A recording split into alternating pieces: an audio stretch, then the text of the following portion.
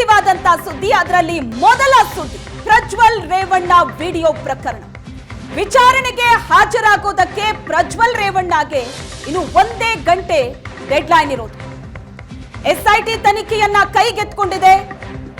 ಬಹಳ ತ್ವರಿತಗತಿಯಲ್ಲಿ ತನಿಖೆ ಕೂಡ ನಡೀತಾ ಇದೆ.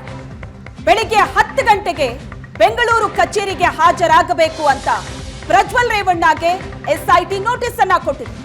ಇನ್ನು 1 ಗಂಟೆ ಕಾಲಾವಕಾಶ. 10 ಗಂಟೆಗೆ ಪ್ರಜ್ವಲ್ ರೇವಣ್ಣ ಹಾಜರಾಗಬೇಕು ವಿಚಾರಣೆಗೆ. ನಿನ್ನೆಯೇ ನೋಟಿಸ್ ಅನ್ನ ಎಸ್ಐಟಿ ಅಧಿಕಾರಿಗಳು ಜಾರಿ ಮಾಡಿದ್ದಾರೆ. ಆದ್ರೆ ಒಂದು ಮಾಹಿತಿಯ ಪ್ರಕಾರ ಸದ್ಯ ವಿದೇಶದಲ್ಲಿದ್ದಾರೆ ಸಂಸದ ಪ್ರಜ್ವಲ್ ರೇವಣ್ಣ. ಹಾಗಾದ್ರೆ ಇವತ್ತು ವಿಚಾರಣೆಗೆ ಹಾಜರಾಗ್ತಾರಾ?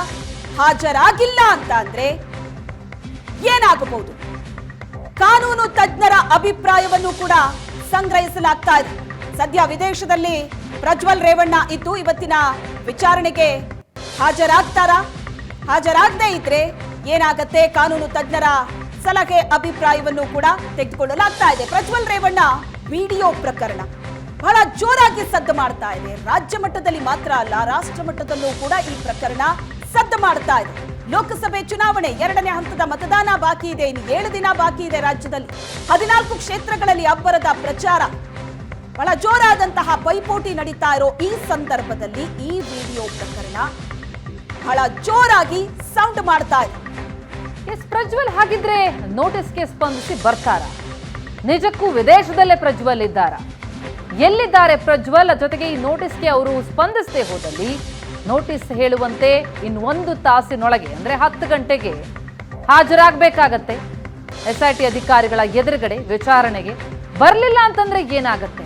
ಇನ್ನೊಂದೇ ಗಂಟೆ ಡೆಡ್ಲೈನ್ ಇರುವಂತಹ ಹಿನ್ನೆಲೆಯಲ್ಲಿ ಒಂದೊಮ್ಮೆ ಅವರು ಬರಲಿಲ್ಲ ಅಂತಂದ್ರೆ ಮತ್ತೊಂದು ನೋಟಿಸ್ ಕೊಡ್ತಾರಾ? ಈ ಬಗ್ಗೆ ಹೆಚ್ಚಿನ ಡೀಟೇಲ್ಸ್ ಅನ್ನ ಕೊಡ್ತಾರೆ ನಮ್ಮ ಪ್ರತಿನಿಧಿ ಹರೀಶ್ ಸಂಪರ್ಕದಲ್ಲಿದ್ದಾರೆ.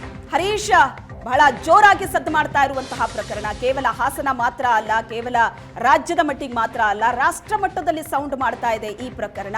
ಈಗ ಎಸ್ಐಟಿ ನೋಟಿಸ್ ಕೊಟ್ಟಿದೆ ಇವತ್ತು 10 ಗಂಟೆಗೆ ಹಾಜರಾಗಬೇಕು ಅಂತ. ಒಂದು ವೇಳೆ ಹಾಜರಾಗಿಲ್ಲ ಅಂದ್ರೆ ಪ್ರಜ್ವಲ್ ರೇವಣ್ಣ ವಿಚಾರಣೆಗೆ ಹಾಜರಾಗ್ತಾರಾ? ನಿಜಕ್ಕೂ ಜರ್ಮನಿಯಲ್ಲಿದ್ದಾರಾ? ಭಾರತದಲ್ಲೇ ಇದ್ದಾರಾ? ರಾಜ್ಯದಲ್ಲೇ ಇದ್ದಾರಾ? ಏನ್ ಇನ್ಫಾರ್ಮೇಶನ್ ಸಿಗ್ತಾ ಇದೆ?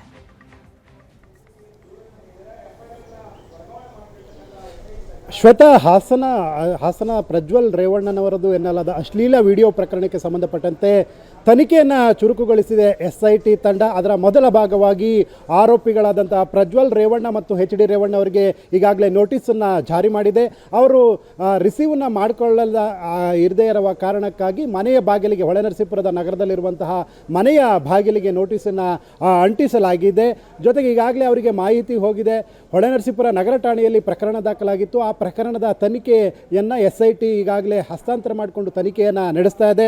ಆದರೆ ಪ್ರಜ್ವಲ್ ರೇವಣ್ಣನವರು 10 ಗಂಟೆಗೆ ಎಸ್ಐಟಿ ಎದುರು, ಬೆಂಗಳೂರಿನ ಎಸ್ಐಟಿ ಎದುರು ಹಾಜರಾಗಬೇಕು ಅಂತ ನೋಟಿಸ್ನಲ್ಲಿ ನಿರ್ದೇಶನವನ್ನು ನೀಡಲಾಗಿದೆ. ಆದರೆ ಪ್ರಜ್ವಲ್ ಇದುವರೆಗೂ ಸಹ ಯಾರ ಸಂಪರ್ಕಕ್ಕೂ ಸಿಕ್ಕಿಲ್ಲ.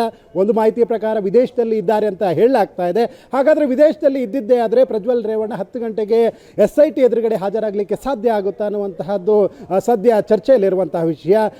ಅದರ ಹೊರತಾಗಿ ಮೊದಲ ನೋಟಿಸ್ಗೆ ಹಾಜರಾಗದ ಸಂದರ್ಭದಲ್ಲಿ 2ನೇ ನೋಟಿಸನ್ನು ಎಸ್ಐಟಿ ನೀಡುತ್ತಾ ಅನ್ನುವಂತಹದ್ದು ಸಹ ಮುಂದುವರೆದ ಪ್ರಶ್ನೆ ಆಗುತ್ತೆ. ಜೊತೆಗೆ ಎಸ್ಐಟಿ ಎದುರುಗಡೆ ಇವತ್ತು ಹಾಜರಾಗದೆ ಹೋದಲ್ಲಿ ಎಸ್ಐಟಿ ಮುಂದಿನ ನಿರ್ಧಾರವನ್ನು ಮತ್ತು ಈ ಸ್ಟೆಪ್ ಏನು ತೆಗೆದುಕೊಳ್ಳುತ್ತೆ ಅನ್ನುವಂಥದ್ದು ಸಹ ಸಾಕಷ್ಟು ಕುತೂಹಲವನ್ನು ಮೂಡಿಸಿದೆ. ಎಸ್ಐಟಿ ತನಿಖೆ ಚುರುಕುಗೊಳಿಸಿದ್ದು ಮೊದಲ ಭಾಗವಾಗಿ ಎಸ್ಐಟಿ ನೋಟಿಸನ್ನು ನೀಡಿದೆ. ಆ ನೋಟಿಸ್ಗೆ ಯಾವ ರೀತಿ ಸ್ಪಂದನಿಸ್ತಾರೆ, ಜೊತೆಗೆ ನೋಟಿಸ್ಗೆ ಯಾವ ರೀತಿ ಪ್ರತಿಕ್ರಿಯೆಯನ್ನು ನೀಡ್ತಾರೆ ಅನ್ನುವಂಥದ್ದು ಸಾಕಷ್ಟು ಕುತೂಹಲವನ್ನು ಮೂಡಿಸಿದೆ. ಆದರೆ HD ಕುಮಾರಸ್ವಾಮಿ ಅವರ ಮಾತನ್ನು ಗಮನಿಸಿದಾಗ ಎಸ್ಐಟಿ ಎದುರುಗಡೆ ಅಂದರೆ ನಾವು ಬೆಂಗಳೂರಿಗೆ ಪ್ರಜ್ವಲ್ ರೇವಣ್ಣನನ್ನು ಕರೆಸ್ತೇವೆ ಅನ್ನುವಂಥ ಮಾತನ್ನು HD ಕುಮಾರಸ್ವಾಮಿ ಅವರು ನಿನ್ನೆ ಹೇಳ್ತಾ ಇದ್ರು. ಆ ಮಾತನ್ನು ಗಮನಿಸೋದಾದರೆ HD ಕುಮಾರಸ್ವಾಮಿ ಅವರ ಸಂಪರ್ಕದಲ್ಲಿ ಅಥವಾ JDS ನಾಯಕರ ಸಂಪರ್ಕದಲ್ಲಿ ಪ್ರಜ್ವಲ್ ರೇವಣ್ಣ ಇರಬಹುದಾ ಅನ್ನುವಂತಹ ಪ್ರಶ್ನೆಯೂ ಸಹ ಇಲ್ಲಿ ಉದ್ಭವಿಸುತ್ತೆ. ಹೀಗಾಗಿ ಪ್ರಜ್ವಲ್ ರೇವಣ್ಣನವರಿಗೆ ಇನ್ನು ಕೇವಲ 1 ಗಂಟೆ ಮಾತ್ರ ಎಸ್ಐಟಿ ಎದುರುಗಡೆ ಹಾಜರಾಗಲಿಕ್ಕೆ ಉಳಿದಿರುವಂತಹ ಟೈಮ್. ಹಾಗಾದರೆ ಪ್ರಜ್ವಲ್ ರೇವಣ್ಣ ಇವತ್ತು ಹಾಜರಾಗ್ತಾರಾ ಅಥವಾ ಅವರ ಕಾನೂನು ತಜ್ಞರನ್ನು ಅಥವಾ ಅವರ ಪರ ವಕೀಲರನ್ನು ಕಳಿಸ್ಕೊಡ್ತಾರಾ ಅನ್ನುವಂತಹದ್ದು ಸದ್ಯ ಪ್ರಶ್ನೆ ಇದೆ. ಆದರೆ ಎಸ್ಐಟಿ ನೋಟಿಸ್ನಲ್ಲಿ ಖುದ್ದು ಹಾಜರಾಗಬೇಕು ಪ್ರಜ್ವಲ್ ರೇವಣ್ಣ ಅಂತ ನೋಟಿಸನ್ನು ಜಾರಿ ಮಾಡಿದೆ ಅಂತ ಹೇಳಲಾಗ್ತಾ ಇದೆ. ಇದನ್ನು ಗಮನಿಸಿದಾಗ ಕೇವಲ 1 ಗಂಟೆಯಲ್ಲಿ ಅವರು ಯಾವುದೇ ಪ್ರದೇಶದಲ್ಲಿದ್ದರೂ ಸಹ ಎಸ್ಐಟಿ ಎದುರುಗಡೆ ಹಾಜರಾಗಲಿಕ್ಕೆ ಸಾಧ್ಯವಾ ಅನ್ನುವಂತಹದ್ದು ಸದ್ಯದ ಪ್ರಶ್ನೆ. ಇನ್ನು ಎಚ್ ಡಿ ರೇವಣ್ಣನವರು ಈ ಆರೋಪಿ ನಂಬರ್ 1 ಆಗಿರುವಂತಹ ಎಚ್ ಡಿ ರೇವಣ್ಣನವರಿಗೆ ನಾಳೆ ಹಾಜರಾಗುವಂತೆ ಸೂಚನೆಯನ್ನು ನೀಡಲಾಗಿದೆ. ಪ್ರತಿಮಾ. ಎಸ್ ಹರೀಶ್, ಇನ್ನಷ್ಟು ಸಂಪರ್ಕ ಪಡ್ತೀವಿ, ನಿಂದ ಮಾಹಿತಿಯನ್ನು ಪಡೆಯೋದು ಬಾಕಿ ಇದೆ. ಯಾಕಂದ್ರೆ ಸಂತ್ರಸ್ತ ಮಹಿಳೆಗೆ ಆದೇಶ ಕೂಡ ಹೋಗಿದೆ. ಕೇವಲ ಪ್ರಜ್ವಲ್ ರೇವಣ್ಣ ಅವರಿಗಷ್ಟೇ ಅಲ್ಲ, ಈ ವಿಚಾರದಲ್ಲಿ ದೂರು ಕೊಟ್ಟಂತಹ ಸಂತ್ರಸ್ತೆ ಏನಿದ್ದಾರೆ ಬೆಳಿಗ್ಗೆ ವಿಚಾರಣೆಗೆ ಹಾಜರಾಗಬೇಕು ಅಂತ ಸಂತ್ರಸ್ತ ಮಹಿಳೆಗೆ ಆದೇಶ ಹೋಗಿದೆ. ನಾಳೆ ಬೆಳಿಗ್ಗೆ 10 ಗಂಟೆಗೆ ಹಾಜರಾಗುವಂತೆ ಎಚ್ ಡಿ ರೇವಣ್ಣ ಅವರಿಗೆ ಸೂಚನೆ ಹೋಗಿದೆ. ಅಂದ್ರೆ 3 ನೋಟಿಸ್ ಕೊಟ್ಟಿದೆ SIT ಅಧಿಕಾರಿಗಳು. ಮೊದಲನೇದಾಗಿ ಪ್ರಜ್ವಲ್ ರೇವಣ್ಣ ಇನ್ನು 1 ತಾಸಿನೊಳಗೆ ಹಾಜರಾಗಬೇಕಾಗತ್ತೆ. ಎಚ್ ಡಿ ರೇವಣ್ಣ ನಾಳೆ ಬೆಳಗ್ಗೆ 10 ಗಂಟೆಗೆ ಹಾಜರಾಗಬೇಕಾಗತ್ತೆ. ಹಾಗೆ ಸಂತ್ರಸ್ತ ಮಹಿಳೆ ಕೂಡ ಇವತ್ತೇ ಹಾಜರಾಗಬೇಕಾಗತ್ತೆ.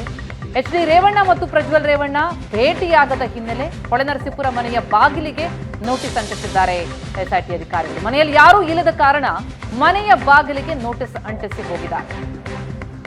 ಈಗ ಯಾರೆಲ್ಲ ವಿಚಾರಣೆಗೆ ಹಾಜರಾಗ್ತಾರೆ ಅನ್ನೋದೇ ಸದ್ಯದ ಕುತೂಹಲ. ಪ್ರಜ್ವಲ್ ರೇವಣ್ಣ ವಿದೇಶದಲ್ಲಿದ್ದಾರೆ ಅನ್ನುವಂತಹ ಮಾಹಿತಿಗಳು ಲಭ್ಯ ಆಗ್ತಾ ಇದೆ. ಎಚ್ ಡಿ ರೇವಣ್ಣ ಕೂಡ SIT ಅಧಿಕಾರಿಗಳಿಗೆ ಸಿಕ್ಕಿಲ್ಲ. ಈ ಹಿನ್ನೆಲೆಯಲ್ಲಿ ಅವರಿಗೆ ನೋಟಿಸ್ ಅನ್ನ ನಾಳೆ ಹಾಜರಾಗುವಂತೆ ಮನೆ ಬಾಗಿಲಿಗೆ ಅಂಟಿಸಲಾಗಿರುತ್ತೆ. ಈ ಬಗ್ಗೆ ಡೀಟೇಲ್ಸ್ ಕೊಡ್ತಾರೆ ನಮ್ಮ ಪ್ರತಿನಿಧಿ ಮಂಜು, ಈಗ ಸಂಪರ್ಕದಲ್ಲಿದ್ದಾರೆ. ಮಂಜು, SIT ಈಗ ವಿಚಾರಣೆಯನ್ನ ಕೈಗೆತ್ತಿಕೊಂಡ ಮೇಲೆ ಪ್ರಜ್ವಲ್ ವಿಚಾರಕ್ಕೆ ಸಂಬಂಧಪಟ್ಟಂತೆ ಈಗ ನೋಟಿಸ್ ಏನ್ ಕೊಡಲಾಗಿದೆ, SIT ಹೇಳ್ತಿರೋದೇನು, SIT ಯಾವ ರೀತಿಯಲ್ಲಿ ಹಾಗಿದ್ರೆ ಪ್ರಕ್ರಿಯೆಗಳನ್ನ ನಡೆಸ್ಕೊಂಡು ಹೋಗುತ್ತೆ, ನೋಟಿಸ್ ಕೊಟ್ಟ ಮೇಲೆ ಒಂದೊಮ್ಮೆ ಯಾರಿಗೆ ನೋಟಿಸ್ ಕೊಡಲಾಗಿದೆಯೋ ಅವ್ರು ಬರಲಿಲ್ಲ ಅಂತಂದ್ರೆ ಮುಂದೇನು ಅನ್ನುವಂಥ ಪ್ರಶ್ನೆ ಸಹಜವಾಗಿರುತ್ತೆ. ಇವತ್ತು ಹಾಗಿದ್ರೆ ಸಂತ್ರಸ್ತ ಮಹಿಳೆನೂ ಬರಬೇಕು, ಪ್ರಜ್ವಲ್ ರೇವಣ್ಣ ಕೂಡ ಬರಬೇಕಾ? ಅದೇ ನೋಟಿಸ್ ಹೇಳ್ತಾ ಇರೋದಾ? ಪ್ರತಿಮಾ, ಹೌದು. ಪ್ರಮುಖವಾಗಿ SIT ತಂಡ ಒಂದು ನೋಟಿಸ್ ಅನ್ನ ಕೊಡ್ತಾರೆ ಅಂದ್ರೆ ಬಹಳ ಕೂಲಂಕುಷವಾಗಿ ಅಧ್ಯಯನವನ್ನ ಮಾಡಿ ಕೊಡ್ತಾರೆ. ಒಂದು ರೀತಿಯಲ್ಲಿ ಅಂದ್ರೆ ನೋಟಿಸ್ ಹೇಗಾದ್ರೂ ಮಾಡಿ ಅವ್ರಿಗೆ ತಲುಪಬೇಕು ಅದೇ ರೀತಿಯಲ್ಲಿ ನೋಟಿಸ್ ಅನ್ನ ಕೊಟ್ಟಿರ್ತಾರೆ. ಪ್ರಮುಖವಾಗಿ 2 ರೀತಿಯಲ್ಲಿ ನೋಟಿಸ್ ಅನ್ನ ಕೊಡಲಾಗುತ್ತೆ. ಒಂದು ಮನೆಗೆ ಹೋಗಿ ನೋಟಿಸ್ ಅನ್ನ ಕೊಡಲಾಗುತ್ತೆ, ಮತ್ತೊಂದು ಅವರ ಪರ್ಸನಲ್ ನಂಬರ್ ಅನ್ನು ತೆಗೆದುಕೊಂಡು ಅವರಿಗೆ ವಾಟ್ಸಪ್ ಅನ್ನ ಮಾಡುವ ಮೂಲಕ ಕೂಡ ನೋಟಿಸ್ ಅನ್ನ ಕೊಡಲಾಗುತ್ತೆ. ಇದು 2 ರೀತಿಯ ನೋಟಿಸ್ ಅನ್ನು ಕೊಡಲಾಗುತ್ತೆ. ಒಂದು ವೇಳೆ ಮನೆಯಲ್ಲಿ ಯಾರು ಕೂಡ ಸ್ವೀಕರಿಸಿ ಇದ್ದಂಥ ಸಂದರ್ಭದಲ್ಲಿ ಮನೆಯ ಬಾಗಿಲಿಗೆ ಅಂಟಿಸಿ ಬರ್ತಾರೆ. ಅದರಲ್ಲೂ ಕೂಡ SIT ಒಂದು ಬಹಳ ಸೂಕ್ಷ್ಮವಾದಂಥ ಅಂಶವನ್ನು ಉಲ್ಲೇಖ ಮಾಡಿರ್ತಕ್ಕಂಥದ್ದು. ಒಂದು ವೇಳೆ ನೀವು ಈ ನೋಟಿಸ್ಗೆ ಸ್ಪಂದಿಸದೇ ಇದ್ದರೆ ನಿಮ್ಮ ಮೇಲೆ ಕಾನೂನು ರೀತಿಯ ಕ್ರಮವನ್ನು ಕೈಗೊಳ್ಳುತ್ತೇವೆ ಅನ್ನೋದನ್ನು ಕೂಡ ಉಲ್ಲೇಖ ಮಾಡಲಾಗಿದೆ. ಹಾಗಾಗಿ ಮೊದಲನೇ ನೋಟಿಸ್ ಅನ್ನು ಕೊಡ್ತಾರೆ. ಇದಾದ ನಂತರ ಯಾಕಂದ್ರೆ ಇವರು ಮಾಜಿ ಸಚಿವರು ಮತ್ತೆ ಹಾಲಿ ಏನು ಶಾಸಕರ ಜೊತೆಗೆ ಸಂಸದರು ಪ್ರಜ್ವಲ್ ರೇವಣ್ಣ ಮತ್ತು ರೇವಣ್ಣ ಇಬ್ಬರು ಕೂಡ ಆಗಿರುವಂತಹ ಹಿನ್ನೆಲೆಯಲ್ಲಿ ಇಬ್ಬರಿಗೂ ಕೂಡ 3 ನೋಟಿಸ್ ಅನ್ನು ಕೊಡುವಂತ ಸಾಧ್ಯತೆ ಇರುತ್ತೆ. ಒಂದು ಈಗ ರೇವಣ್ಣರಿಗೆ ರೇವಣ್ಣ ಮತ್ತು ಪ್ರಜ್ವಲ್ ರೇವಣ್ಣ ಇಬ್ಬರಿಗೂ ಕೂಡ ಒಂದೊಂದನ್ನು ನೋಟಿಸ್ ಅನ್ನು ಕೊಡಲಾಗಿದೆ. ಇದಾದ ನಂತರ ಪ್ರಜ್ವಲ್ ರೇವಣ್ಣ ಆಗಿರ್ಬೋದು ಮತ್ತೆ ರೇವಣ್ಣ ಆಗಿರ್ಬೋದು ಬರದೇ ಇದ್ದಂಥ ನಂತರದಲ್ಲಿ ಮತ್ತೊಂದು ನೋಟಿಸ್ ಅನ್ನು ಕೊಡಲಾಗುತ್ತೆ. ಒಟ್ಟು 3 ನೋಟಿಸ್ ಅನ್ನು ಕೊಡ್ತಾರೆ. ಒಂದು ವೇಳೆ ಇದಕ್ಕೆ ಸ್ಪಂದಿಸದೇ ಇದ್ದಂಥ ಸಂದರ್ಭದಲ್ಲಿ ಲುಕೌಟ್ ನೋಟಿಸ್ ಅನ್ನ ಜಾರಿ ಮಾಡ್ತಾರೆ. ಒಂದು ವೇಳೆ ಏನಾದರೂ ಪ್ರಜ್ವಲ್ ರೇವಣ್ಣ ವಿದೇಶದಲ್ಲಿ ಇರುವಂತನಲ್ಲಿ ದೇಶಕ್ಕೆ ಬಂದಂಥ ಸಂದರ್ಭದಲ್ಲಿ ಅವ್ರನ್ನ ಏರ್ಪೋರ್ಟ್ ನಲ್ಲೇ ವಶಕ್ಕೆ ಪಡೆಯುವಂಥ ಸಾಧ್ಯತೆಗಳು ಹೆಚ್ಚಾಗುತ್ತೆ. ಅಂದ್ರೆ ಲುಕೌಟ್ ನೋಟಿಸ್ ಕೊಡುವಂಥ ಹಿನ್ನೆಲೆಯಲ್ಲಿ ಏರ್ಪೋರ್ಟ್ ನಲ್ಲಿ ಕೂಡ ಈ ಒಂದು ನೋಟಿಸ್ಗಳನ್ನು ಕೊಡಲಾಗುತ್ತೆ. ಒಂದು ವೇಳೆ ಪ್ರಜ್ವಲ್ ರೇವಣ್ಣ ಬಂದ ಸಂದರ್ಭದಲ್ಲಿ ಅವರನ್ನ ನಮಗೆ ಮಾಹಿತಿ ಕೊಡಬೇಕು ಅನ್ನೋದನ್ನು ಕೂಡ ಕೊಟ್ಟಿದ್ದಾರೆ. ಹಾಗಾಗಿ ಅಲ್ಲಿ ವಶಕ್ಕೆ ಪಡೆದ ಸಾಧ್ಯತೆಗಳು ಹೆಚ್ಚಾಗಿರುತ್ತೆ. ಹಾಗಾಗಿ ನೋಟಿಸ್ ಅನ್ನ ಕೊಟ್ಟಿರುವಂತ ಹಿನ್ನೆಲೆಯಲ್ಲಿ ಅವರು ವಿಚಾರಣೆಗೆ ಹಾಜರಾಗಬೇಕಾಗುತ್ತೆ. ಒಂದು ಇನ್ನ ಏನು ಸಂತ್ರಸ್ತ ಯುವತಿಗೂ ಕೂಡ ನೋಟಿಸ್ ಅನ್ನ ಮಹಿಳೆಗೂ ಕೂಡ ನೋಟಿಸ್ ಅನ್ನ ಕೊಟ್ಟಿರ್ತಕ್ಕಂಥದ್ದು. ಈ ನೋಟಿಸ್ ಅನ್ನ ಅಂದ್ರೆ ನಿಮಗೆ ಯಾವಾಗ ಯಾವ ರೀತಿಯಲ್ಲಿ ನಿಮ್ಮನ್ನ ದುರ್ಬಳಕೆ ಮಾಡ್ಕೊಂಡಿದ್ದಾರೆ ಮತ್ತೆ ಏನೆಲ್ಲ ಆಯ್ತು ಅನ್ನೋದನ್ನ ಕೂಡ ಏನು ಒಂದಷ್ಟು ಮಾಹಿತಿಯನ್ನು ಕಲೆ ಹಾಕೊಳ್ಬೇಕಾಗುತ್ತೆ. ಇದಾದ ನಂತರ ಕೆಲವೊಂದಿಷ್ಟು ಪ್ರೊಸೀಜರ್ಗಳನ್ನು ಮಾಡ್ತಾ ಅವ್ರಿಗೆ ಏನು ಸ್ಥಳ ಮಹಾಜರನ್ನ ಕೂಡ ಮಾಡಬೇಕಾಗತ್ತೆ. ಎಲ್ಲೆಲ್ಲಿ ಯಾವ್ಯಾವ ರೀತಿ ನಿಮ್ಮನ್ನ ಕರೆದಿದ್ರು ಮತ್ತು ಹೇಗೆಲ್ಲ ಬಳಸ್ಕೊಂಡ್ರು ಅನ್ನೋದನ್ನ ಕೂಡ ಅವರು ಹೇಳಬೇಕಾಗತ್ತೆ. ಇದೇ ರೀತಿಯಲ್ಲಿ ಕೂಡ ಏನೋ ಒಂದಷ್ಟು ಮಾಹಿತಿನ ಕಲೆ ಹಾಕೊಂಡು ವಿಚಾರಣೆ ನಡೆಸ್ತಾರೆ. ಇನ್ನ ಪ್ರಜ್ವಲ್ ರೇವಣ್ಣ ಮತ್ತೆ ರೇವಣ್ಣರಿಗೆ ಸಾಕಷ್ಟು ಪ್ರಶ್ನೆಗಳನ್ನ ನೀಡುವಂತ ನಿಟ್ಟಿನಲ್ಲಿ ಕೂಡ ಮುಂದಾಗಿರ್ತಕ್ಕಂಥ SITಗೆ ಆಗಲೇ ಎಲ್ಲವನ್ನ ಕೂಡ ಸಿದ್ಧತೆ ಮಾಡ್ಕೊಳ್ಳಲಾಗಿದೆ. ಈ ಒಂದು ಪ್ರಕರಣಕ್ಕೆ ಸಂಬಂಧಪಟ್ಟಂತೆ ಏನೆಲ್ಲ ಮಾಹಿತಿಗಳು ಬೇಕು, ಏನೆಲ್ಲ ಎವಿಡೆನ್ಸ್ಗಳು ಬೇಕು, ಇದೆಲ್ಲವನ್ನು ಕೂಡ ಕಲೆ ಹಾಕುವ ನಿಟ್ಟಿನಲ್ಲಿ ಮುಂದಾಗಿದ್ದಾರೆ.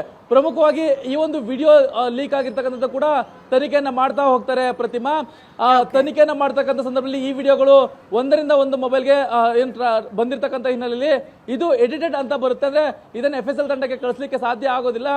ಮೂಲ ಯಾವ ಮೊಬೈಲ್ನಲ್ಲಿ ರೆಕಾರ್ಡ್ ಆಗಿದೆ ಆ ಮೊಬೈಲ್ ಬೇಕಾಗುತ್ತೆ. ಹಾಗಾಗಿ ಆ ಮೊಬೈಲ್ ಅನ್ನ ಪತ್ತೆ ಹಚ್ಚುವಂತ ನಿಟ್ಟಿನಲ್ಲಿ ಕೂಡ SIT ತಂಡದ ಅಧಿಕಾರಿಗಳು ಮಾಡ್ತಿರ್ತಕ್ಕಂಥದ್ದು, ಅಂದ್ರೆ ತನಿಖೆ ಮಾಡ್ತಾ ಇರ್ತಕ್ಕಂಥದ್ದು. ಪ್ರತಿಮಾ, ಓಕೆ ಮಂಜುನಾಥ್, ಈಗ ನೋಟಿಸ್ ಏನೋ ಕೊಟ್ಟಿದ್ದಾರೆ ಪ್ರಜ್ವಲ್ ರೇವಣ್ಣಗೆ ಇವತ್ತು 10 ಗಂಟೆಗೆ ಹಾಜರಾಗಬೇಕು ಅನ್ನೋ ನೋಟಿಸ್. ರೇವಣ್ಣ ನಾಳೆ ಹಾಜರಾಗಬೇಕು, ಜೊತೆಗೆ ಸಂತ್ರಸ್ತ ಮಹಿಳೆ ಕೂಡ ಇವತ್ತು ಹಾಜರಾಗಬೇಕು ಬೆಳಿಗ್ಗೆ ಅಂತ.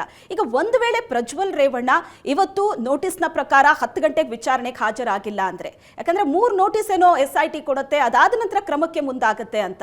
ಸೊ ಅಲ್ಲಿ ತನಕ ಅವಕಾಶ ಇದೆಯಾ? ಕಾನೂನು ತಜ್ಞರ ಸಲಹೆ ಕೂಡ ಪಡೆದುಕೊಳ್ಳಲಾಗ್ತಾ ಇದೆ. ಒಂದು ವೇಳೆ ಹಾಜರಾಗಿಲ್ಲ ಅಂದ್ರೆ ವಾಟ್ ನೆಕ್ಸ್ಟ್ ಅಂತ. ಖಂಡಿತವಾಗಿ ಶ್ವೇತಾ, ಈ ಒಂದು ಏನು ನೋಟಿಸ್ ಬಹಳ ಪ್ರಮುಖ ಆಗುತ್ತೆ. ಅಂದ್ರೆ SIT ತಂಡ ನೋಟಿಸ್ ಅನ್ನು ಸರ್ವ್ ಮಾಡುತ್ತೆ ಅಂದ್ರೆ ಅದು ಬಹಳ ಸೂಕ್ಷ್ಮದ ಇದಾಗಿ ಪ್ರಕರಣ ಆಗಿರುತ್ತೆ ಅಂತಾನೆ. ಹಾಗಾಗಿ ಈ ಒಂದು ಪ್ರಕರಣವನ್ನು ಮೊದಲನೇದು ಈಗಾಗಲೇ ಕೊಟ್ಟಿದ್ದಾರೆ. ಇದರಲ್ಲಿ ಕೂಡ ಉಲ್ಲೇಖವನ್ನ ಮಾಡಿದ್ರೆ ಇವರಿಗೆ ಮೊದಲೇ ಮಾಹಿತಿ ಇರುತ್ತೆ ಅಂದ್ರೆ ಇವ್ರು ನಾವು ಕರೆದ ತಕ್ಷಣ ಬರ್ತಾರೋ ಇಲ್ವೋ ಅನ್ನೋ ಒಂದು ಅನುಮಾನಗಳು ಕೂಡ SIT ತಂಡಕ್ಕೆ ಇರ್ತಕ್ಕಂಥದ್ದು. ಹಾಗಾಗಿ ಆ ಒಂದು ನೋಟಿಸ್ನಲ್ಲಿ ಉಲ್ಲೇಖ ಮಾಡಿರ್ತಕ್ಕಂಥದ್ದು, ನೀವು ನಮ್ಮ ನೋಟಿಸ್ಗೆ ಸ್ಪಂದಿಸದೇ ಇದ್ದರೆ ಮುಂದಿನ ದಿನಗಳಲ್ಲಿ ನಾವು ಕಾನೂನು ಕ್ರಮವನ್ನು ಕೈಗೊಳ್ಳಬೇಕಾಗುತ್ತೆ ಅನ್ನೋದನ್ನ ಕೂಡ ಉಲ್ಲೇಖ ಮಾಡಿರ್ತಕ್ಕಂಥದ್ದು. ಇದೇ ಹಿನ್ನೆಲೆಯಲ್ಲಿ ಏಕಾಏಕಿ, ಯಾಕಂದ್ರೆ ಸಂಸದರು ಮತ್ತೆ ಏನು ಶಾಸಕರಾಗಿರತಕ್ಕಂಥ ಹಿನ್ನೆಲೆಯಲ್ಲಿ ಏಕಾಏಕಿ ಅವ್ರನ್ನ ಹೋಗಿ ವಶಕ್ಕೆ ಪಡ್ಕೊಳ್ಳಲಿಕ್ಕೆ ಸಾಧ್ಯ ಆಗೋದಿಲ್ಲ. ಹಾಗಾಗಿ ಮತ್ತೊಂದು ನೋಟಿಸ್ ಅನ್ನ ಕೊಡ್ತಾರೆ. ಅದಕ್ಕೂ ಕೂಡ ಸ್ಪಂದಿಸಿದ್ದಂತ ಸಂದರ್ಭದಲ್ಲಿ ಮತ್ತೊಂದು ಅಂದ್ರೆ ಒಟ್ಟು 3 ನೋಟಿಸ್ ಅನ್ನ ಕೊಡ್ತಾರೆ. ಇದಾದ ನಂತರ ಕಾನೂನು ಸಲಹೆಯನ್ನ ಪಡ್ಕೊಂಡು ನಂತರ ಲುಕ್ಔಟ್ ನೋಟಿಸ್ ಅನ್ನ ಜಾರಿ ಮಾಡ್ತಾರೆ. ಅಂದ್ರೆ ನಾವು ಇವ್ರು ನಮ್ಮ ಏನು ಈ ಒಂದು SIT ತಂಡ ರಚನೆ ಆಗಿದೆ, SIT ತಂಡಕ್ಕೆ ಸಾಕಷ್ಟು ಮಾಹಿತಿಗಳು ಬೇಕಾಗಿದೆ, ಹಾಗಾಗಿ ನಾವು ಕರೆದ್ರೂ ಕೂಡ ಬರ್ತಾ ಇಲ್ಲ, ಹಾಗಾಗಿ ಇವ್ರನ್ನ ನಾವು ಕರ್ಕೊಂಡು ಬರ್ಬೇಕಾಗತ್ತೆ ಅಂತ ಹೇಳಿ ಲುಕ್ಔಟ್ ನೋಟಿಸ್ ಅನ್ನ ಜಾರಿ ಮಾಡಿ ನಂತರ ವಶಕ್ಕೆ ಪಡ್ಕೊಳ್ತಾರೆ. ಶ್ವೇತಾ, ವಶಕ್ಕೆ ಪಡ್ಕೊಂಡು ಬಂದು ವಿಚಾರಣೆ ಮಾಡ್ತಾರೆ. ಯಾಕಂದ್ರೆ ಇದು ಬಹಳ ಸೂಕ್ಷ್ಮ ಗಂಭೀರವಾದ ಪ್ರಕರಣ ಆಗಿತ್ತು. ಮಂಜುನಾಥ್ ಹಾಗೆ ಸಂಪರ್ಕದಲ್ಲಿರಿ. ಪ್ರಜ್ವಲ್ ರೇವಣ್ಣ, HD ರೇವಣ್ಣಗೆ SIT ಶಾಕ್ ಕೊಟ್ಟಿದೆ. ಕಾನೂನು ಕ್ರಮದ ಎಚ್ಚರಿಕೆಯನ್ನ ನೀಡಿದೆ SIT. ಈಗಾಗಲೇ ಮೊದಲ ನೋಟಿಸ್ ಜಾರಿಯಾಗಿದೆ. ಮೊದಲ ನೋಟಿಸ್ಗೆ ಹಾಜರಾಗಿಲ್ಲ ಅಂತ ಅಂದ್ರೆ ಪ್ರಜ್ವಲ್ ರೇವಣ್ಣ ವಿಚಾರದಲ್ಲಿ 3 ನೋಟಿಸ್ ಅನ್ನ ಕೊಡಲಾಗುತ್ತೆ. ಈಗಿರುವಂತ ಮಾಹಿತಿ ಪ್ರಕಾರ ಜರ್ಮನಿಯಲ್ಲಿದ್ದಾರೆ ಪ್ರಜ್ವಲ್ ರೇವಣ್ಣ. ಹಾಗಾಗಿ ಲುಕ್ಔಟ್ ನೋಟಿಸ್ ಅನ್ನ ಜಾರಿ ಮಾಡಲಾಗುತ್ತೆ. ಒಂದ್ ವೇಳೆ ಅವರು 3 ನೋಟಿಸ್ಗೆ ಉತ್ತರವನ್ನ ಕೊಡದೆ ವಿಚಾರಣೆಗೆ ಗೈರಾದ್ರು ಅಂದ್ರೆ ಕಾನೂನು ಕ್ರಮವನ್ನ ತೆಗೆದುಕೊಳ್ಳೋದಕ್ಕೆ SIT ನೋಡ್ತಾ ಇದೆ. ಹಾಗಾಗಿ ಕಾನೂನು ಕ್ರಮದ ಎಚ್ಚರಿಕೆಯನ್ನ ಈಗಾಗಲೇ SIT ನೀಡಿದೆ. ಮೊದಲ ನೋಟಿಸ್ ಅನ್ನ ಅವರ ಮನೆ ಬಾಗಿಲಿಗೆ ಅಂಟಿಸಿದ್ದಾರೆ. ಅವರ ಪರ್ಸನಲ್ ಮೊಬೈಲ್ ನಂಬರ್ಗೆ, ವಾಟ್ಸಪ್ಗೆ ಆ ನೋಟಿಸ್ ಅನ್ನ ಕಳಿಸಿದ್ದಾರೆ. ವಾಟ್ಸಪ್ ನ ಮೂಲಕ ಈಗಾಗಲೇ SIT ಟೀಮ್ ನೋಟಿಸ್ ಅನ್ನ ಕಳಿಸಿದೆ. ಆದ್ರೆ ಇವತ್ತು ಪ್ರಜ್ವಲ್ ರೇವಣ್ಣ ವಿಚಾರಣೆಗೆ ಹಾಜರಾಗೋದು ಬಹುತೇಕ ಡೌಟ್ ಇದೆ. ಸದ್ಯ ವಿದೇಶದಲ್ಲಿದ್ದಾರೆ ಪ್ರಜ್ವಲ್ ರೇವಣ್ಣ. ನೋಟಿಸ್ ಏನೋ ಅವರಿಗೆ ತಲುಪಿಸುವಂತಹ ಕೆಲಸ SIT ಅಧಿಕಾರಿಗಳು ಮಾಡಿದ್ದಾರೆ. ಎಸ್, ನಿಜಕ್ಕೂ ಹಾಗಿದ್ರೆ ಬರ್ತಾರಾ ಪ್ರಜ್ವಲ್ ಅನ್ನುವಂಥದ್ದೇ ಈಗಿರುವಂತಹ ಪ್ರಶ್ನೆ. ಡೀಟೇಲ್ಸ್ ಪಡೆಯೋಣ. ನಮ್ಮ ಪ್ರತಿನಿಧಿ ಮಂಜು ಸಂಪರ್ಕದಲ್ಲಿದ್ದಾರೆ. ಮಂಜು, ತಾವು ಹೇಳ್ತಾ ಇದ್ರಿ ತುರ್ತಾಗಿ ವಿಚಾರಣೆಗೆ ಹಾಜರಾಗಬೇಕು ಅಂತ ನೋಟಿಸ್ ಕೊಟ್ಟಿದ್ದಾರೆ. ವಾಟ್ಸಪ್ ಸಂದೇಶ ಹೋಗಿರುತ್ತೆ, ಮನೆಗೆ ಹೋಗಿ ಅಂಟಿಸಿರ್ತಾರೆ. ಇಷ್ಟೆಲ್ಲ ಆಗಿಯೂ ಕೂಡ ಪ್ರಜ್ವಲ್ ನಿಜಕ್ಕೂ ಬರ್ತಾರೆ ಅಂತ ಅನಿಸುತ್ತಾ? ಇವತ್ತು ಬರುವಂತ ಸಾಧ್ಯತೆಗಳು ಎಷ್ಟಿದೆ? ಯಾಕಂದ್ರೆ ನಿನ್ನೆನೆ ನೋಟಿಸ್ ತಲುಪಿರುತ್ತೆ. ಅವರು ದೇಶದಲ್ಲೇ ಇದ್ರೆ ಬರುವ ಸಾಧ್ಯತೆಗಳು ಇದೆಯಾ ಅಂತ? ಪ್ರತಿಮಾ, ಈ ಒಂದು ಲುಕ್ಔಟ್ ನೋಟಿಸ್ ಅಂದ್ರೆ ಈ ನೋಟಿಸ್ ಅನ್ನ ಅಂದ್ರೆ SIT ತಂಡ ನೋಟಿಸ್ ಅನ್ನ ಕೊಟ್ಟಿರುವಂತಹ ಹಿನ್ನೆಲೆಯಲ್ಲಿ ಅವರು ವಿಚಾರಣೆಗೆ ಹಾಜರಾಗಲೇಬೇಕಾಗತ್ತೆ. ಆದ್ರೆ ಅವರ ಮನಸ್ಥಿತಿಗೆ ಬಿಟ್ಟಿರ್ತಕ್ಕಂಥ ಪ್ರಮುಖವಾಗಿ ಇವರು ವಿದೇಶದಲ್ಲಿ ಇದ್ದಾರೆ ಅನ್ನೋ ಒಂದು ಮಾಹಿತಿ ಈಗ ಸಿಗ್ತಾ ಇರ್ತಕ್ಕಂಥ, ಹಾಗಾಗಿ ಬರೋದು ಬಹುತೇಕ ಡೌಟ್ ಅನ್ನೋದು ಈಗ ಮೇಲ್ನೋಟಕ್ಕೆ ಸ್ಪಷ್ಟವಾಗಿ ಕಾಣ್ತಿದೆ. ಹಾಗಾಗಿ SIT ಅಧಿಕಾರಿಗಳು ಕೂಡ ಈ ಮಾಹಿತಿ ಗೊತ್ತಿರುತ್ತೆ. ಯಾಕಂದ್ರೆ ಒಬ್ಬ ಆರೋಪಿ ಅಥವಾ ಶಂಕಿತ ಏನೋ ಆರೋಪಿಗೆ ಸಂಬಂಧಪಟ್ಟಂತೆ ಏನಾದ್ರು ಕೊಡಬೇಕು ಅಂತಂದಾಗ ಅವರು ಬಹಳಷ್ಟು ತನಿಖೆಯನ್ನ ಮಾಡ್ತಾರೆ. ಯಾರಿಗೆ ನಾವು ನೋಟಿಸ್ ಅನ್ನ ಕೊಟ್ರೆ ಆ ಒಂದು ನೋಟಿಸ್ ತಲುಪುತ್ತೆ ಅನ್ನೋದನ್ನ ಕೂಡ ಬಹಳ ಕೂಲಂಕುಷವಾಗಿ ಅಧ್ಯಯನವನ್ನ ಕೂಡ ಮಾಡ್ಕೊಂಡಿರ್ತಾರೆ.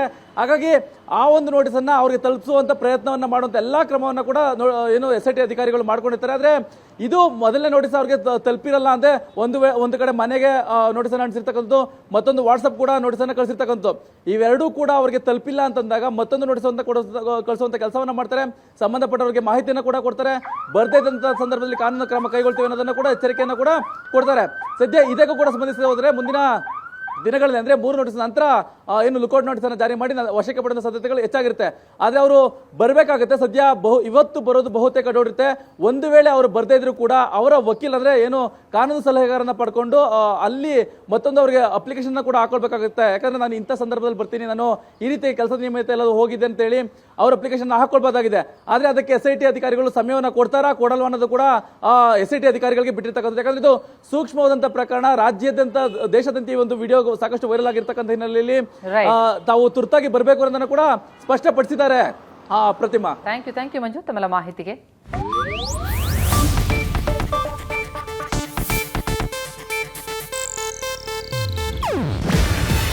ಇದು ಏಷ್ಯಾನೆಟ್ ನ್ಯೂಸ್ ನೆಟ್ವರ್ಕ್ ಪ್ರಸ್ತುತಿ. ನೀವು ನೋಡ್ತಿದ್ದೀರಾ ಏಷ್ಯಾನೆಟ್ ಸುವರ್ಣ ನ್ಯೂಸ್.